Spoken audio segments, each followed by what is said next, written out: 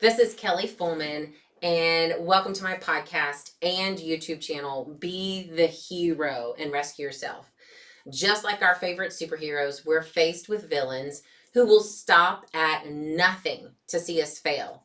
And sometimes we're fighting our very own inner demons who will wreak havoc in our lives. What can we do to be the hero in our life and create the courage to wear our own damn cape? And I mean damn.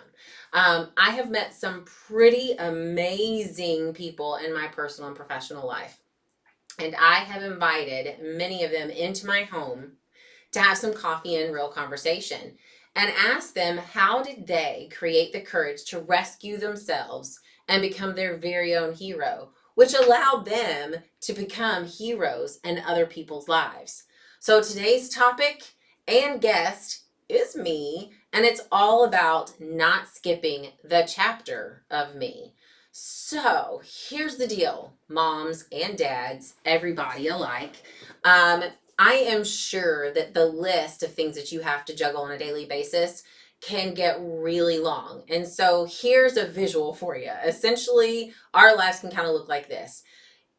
You're juggling your juggling act, and you're in a 3-ring circus with the lion holding the ring of fire, and you're running frantically through to jump in and get to the other side while juggling all these events, school events, family, work, dishes, laundry, those cute bears on a bicycle, don't forget about them, and the large elephant that's trampling through your home after you just got finished mopping and vacuuming.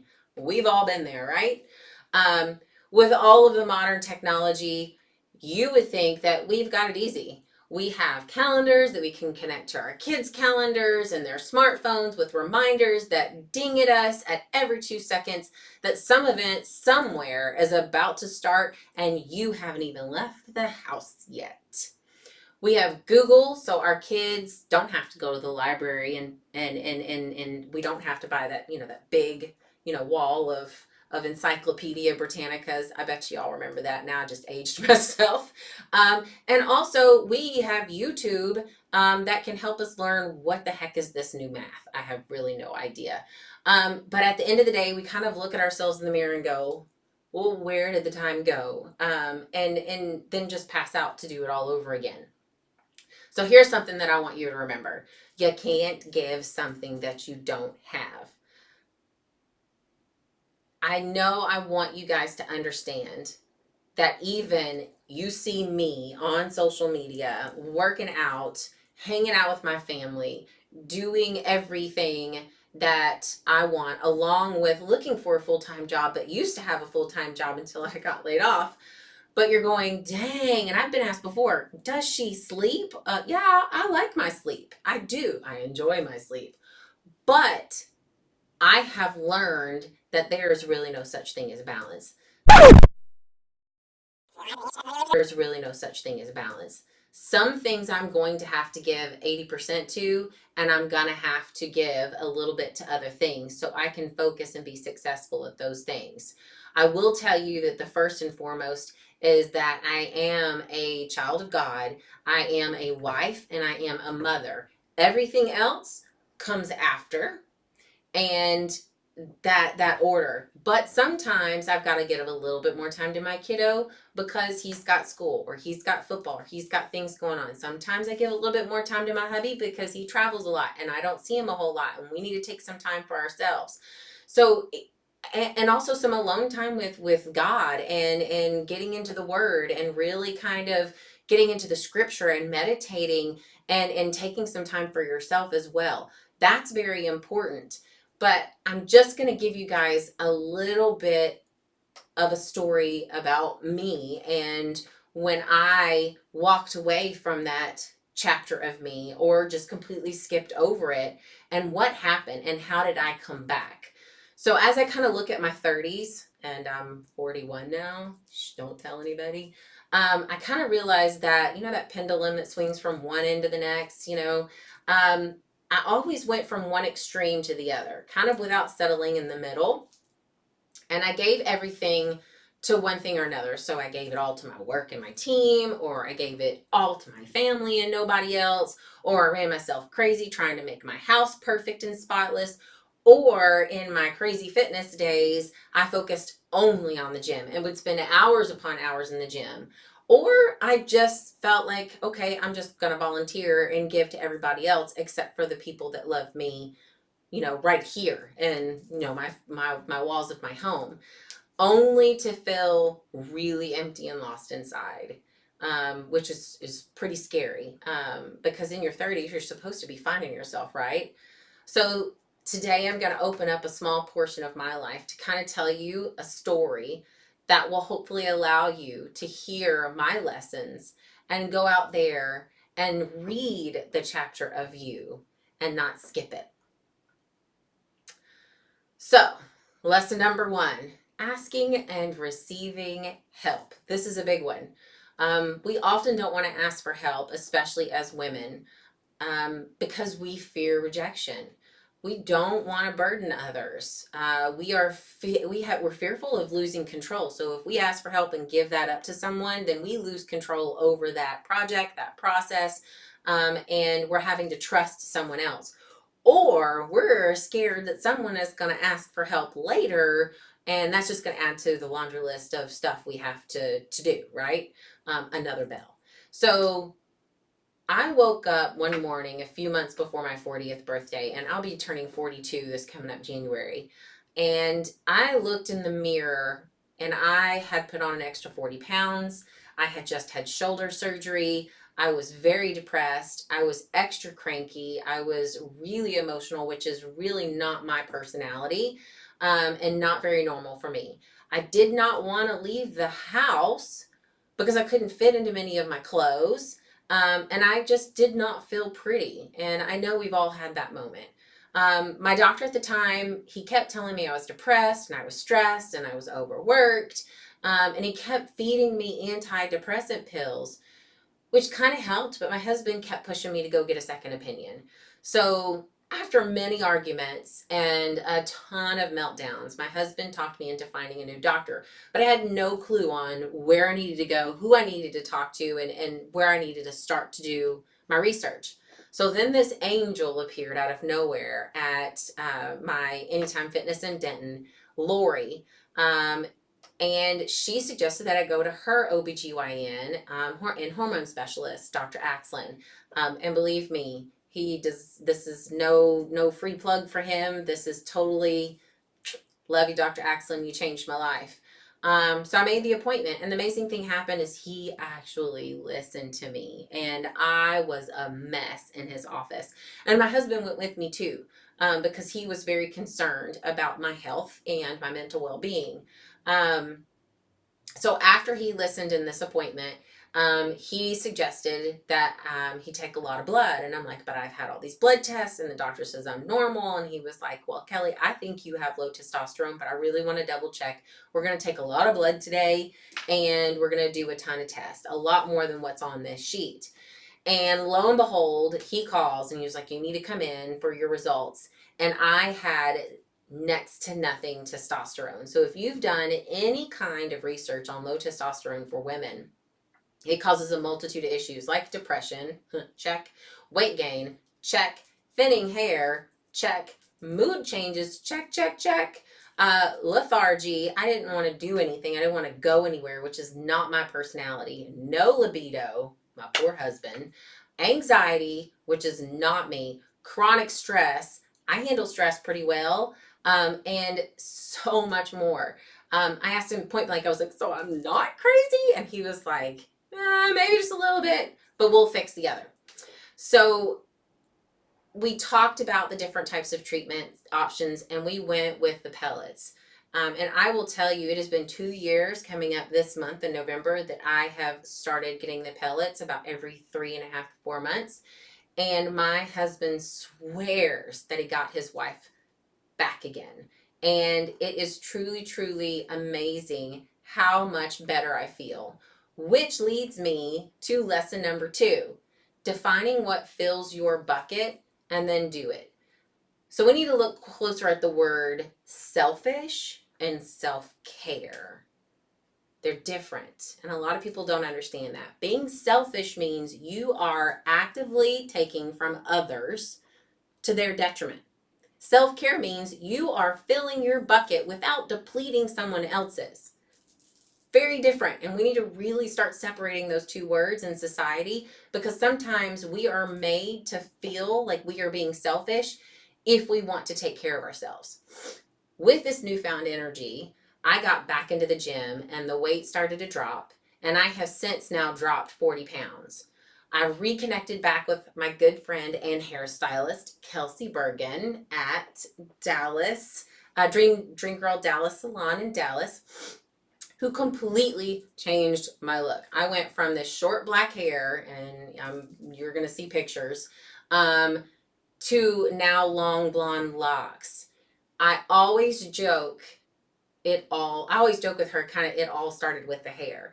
I started scheduling my gym time, early mornings, which allowed me to spend more time with my kiddo in the evenings, helping him with his homework, attending his after school events and football games. I started having girls' days or girls' nights, date nights with my husband, spending more time with my husband and son, and balancing work with my own personal goals and dreams. I started working on my book.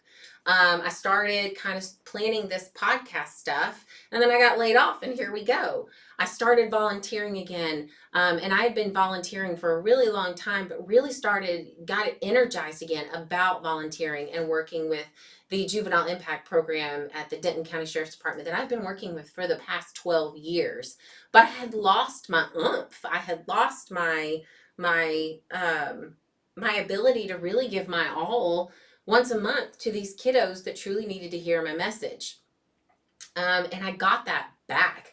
I went shopping for myself again. I started to fill my bucket and found myself being happier, a better wife, a better mom, a better friend, and a better employee. Do I get it right all the time? Heck no.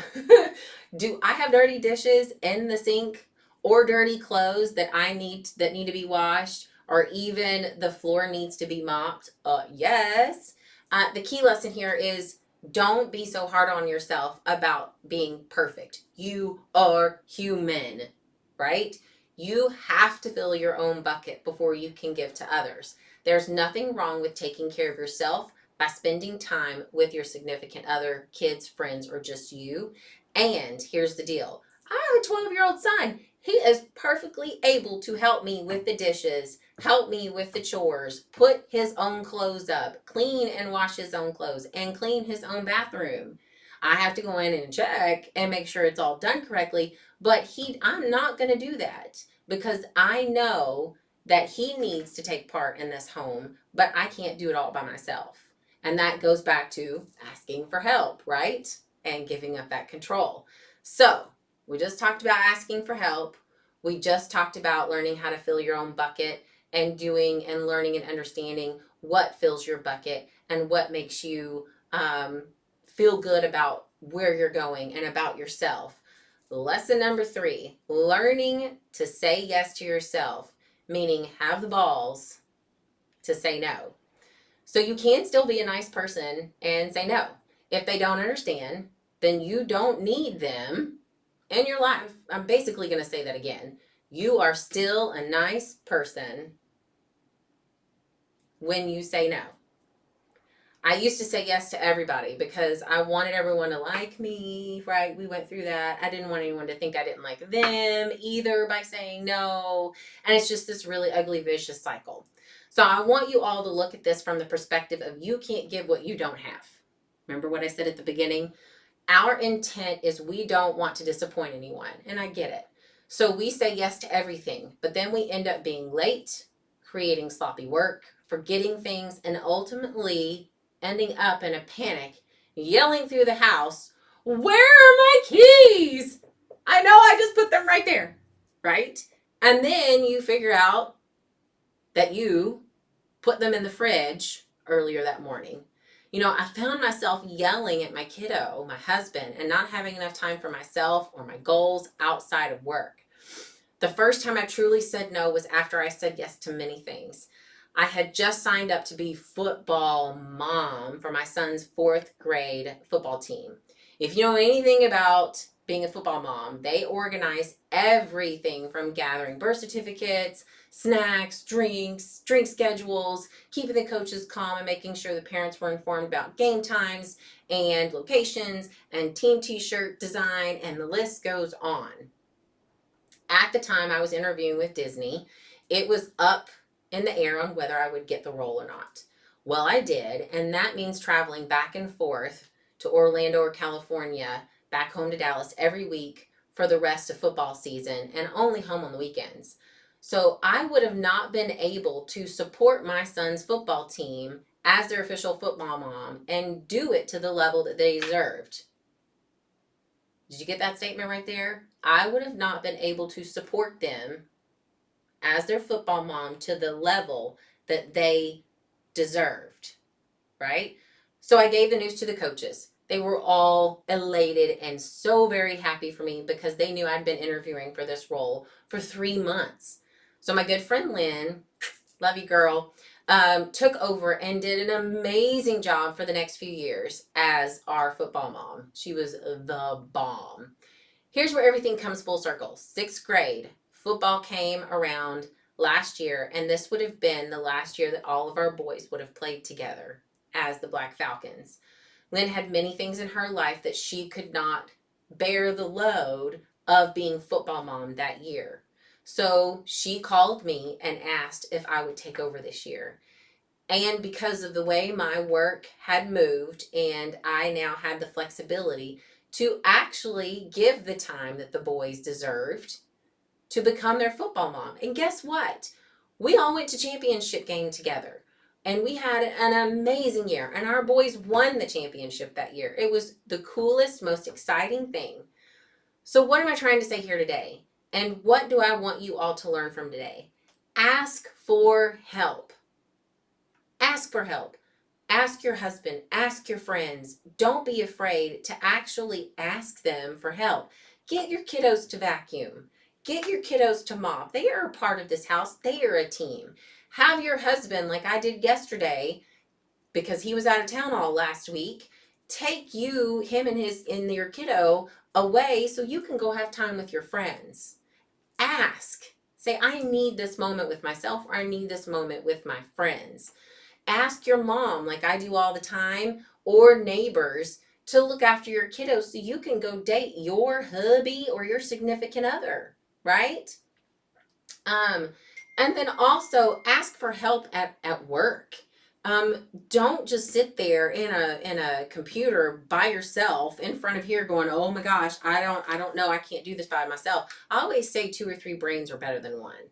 So always, always, always ask for help. Make sure you figure out what fills your bucket. Make sure you figure out what makes you happy and happy with yourself, whether that's the gym, whether that's painting, whether that's writing, whether that's just a stroll in the park, whatever that is. Make sure that you are filling your bucket so you can give to others. And then last but not least, and absolutely learn how to say no. Have the balls to say no, because you need to say yes to yourself. So I really, really hope that this talk helps, because I really felt strong about this. And this is actually a talk that I gave at the conference with She's Meant about not skipping the chapter of me. And I hope this helps you as much as possible. I know that we are all very busy. So please, please, please,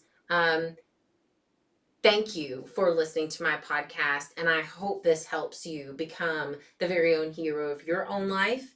And please leave your comments, leave your suggestions down below. Subscribe to my YouTube channel, and also you can find me on Instagram at kfuhlman, KFUHLMAN, or you can find me on Facebook at /KFuhlman1. So really excited to have you join my podcast. If you have any suggestions or thoughts about any subjects that you would like me to talk about, Or if you have some of your very own heroes that you would like me to invite into my home for some coffee and to talk about how they became their very own hero and created that courage to put on their own dang cape so they could be a hero to so many others. Thank you so much for joining my podcast and my YouTube channel, and y'all be sweet.